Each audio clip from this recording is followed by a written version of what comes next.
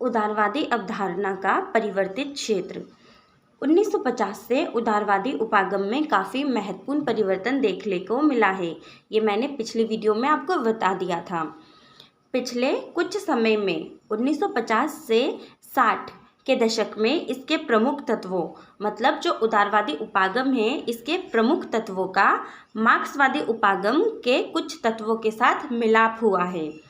अब ये राज्य की अवधारणा का प्रयोग करने से नहीं हिचकती, जो कि पहले सिर्फ राजनीतिक व्यवस्था का जो है अध्ययन करती थी, तथा यह सामाजिक परिवर्तन की गतिविधि का भी अध्ययन करती है।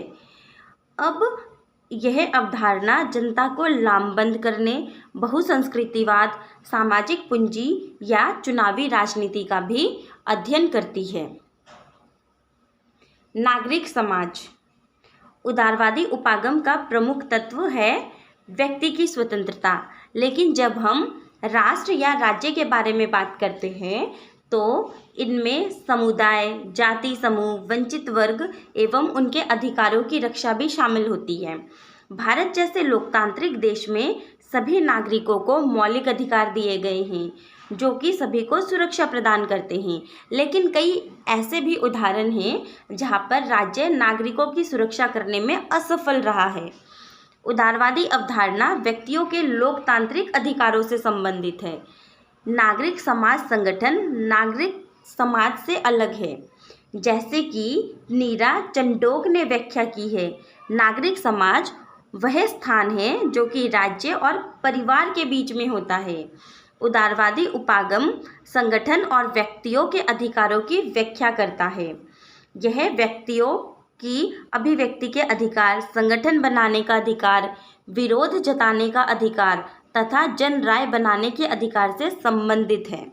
यह हमें राज्य और समाज के बीच संबंधों को बताने में मदद करता है। नेक्स्ट हमारा है बहुसंस्कृतिवाद। उदारवादी उपागम न केवल व्यक्तियों के अधिकारों की पहचान करता है, बल्कि वह समूहों के अधिकारों को भी पहचानता है।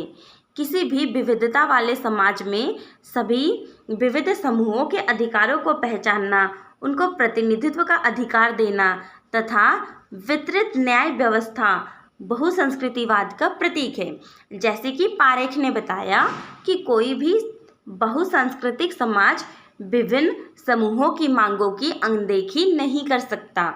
बहुसंस्कृतिवाद व्यक्तिगत उदारवाद के अलावा व्यक्तियों को सांस्कृतिक परिप्रेक्ष्य में देखता है। इसका अर्थ ये है कि व्यक्ति संस्कृति के ढांचे में बढ़ता है तथा उसी में जीवित रहता है। वे अपने सामाजिक संबंध भी इसी सांस्कृतिक व्यवस्था में बनाते हैं तथा उसी में विचरित करते हैं। ये सभी सांस्कृतिक समुदाय मुख्य तौर से विभिन्न अधिकारों की मांग करते हैं ताकि वे अपनी सामुदायिक पहचान बरकरार रख सके। ये अधिकार समूह, सामूहिक या सांप्रदायिक अधिकार के रूप में पहचाने जाते हैं। महाजन ने ये बताया कि बहुसंस्कृतिवाद का संबंध समानता के प्रश्न से है। इसका प्रमुख संबंध विभिन्न समुदाय के साथ साथ जीवन यापन करने से है, जो विभिन्न समुदाय के प्रजातांत्रिक अधिकारों से संबंध नहीं दर्शाता। उनका तर्क है कि बहुसंस्कृतिवाद बहुलवाद और विविधता से अलग है।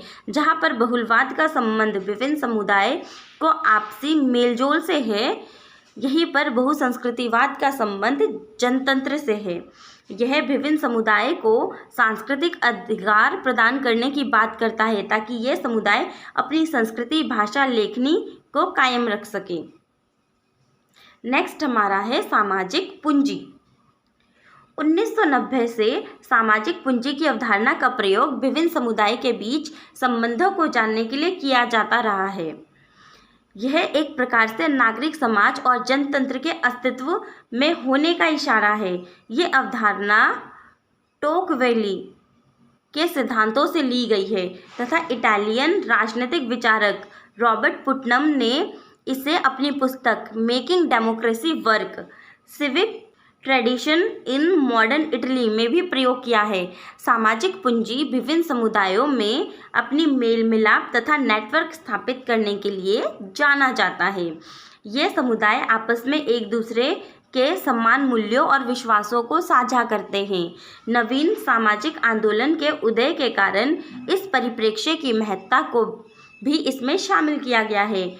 आशुतोष वार्ष्णेय की पुस्तक जातीय विवाद और नागरिक जीवन में भारत में हिंदू और मुस्लिम के अंतर्गत इस रूपरेखा को प्रयोग किया गया है, जिसमें भारत के 6 शहरों में जातीय दंगों का अध्ययन किया गया जो टॉकवेली की परंपरा से प्रभावित है।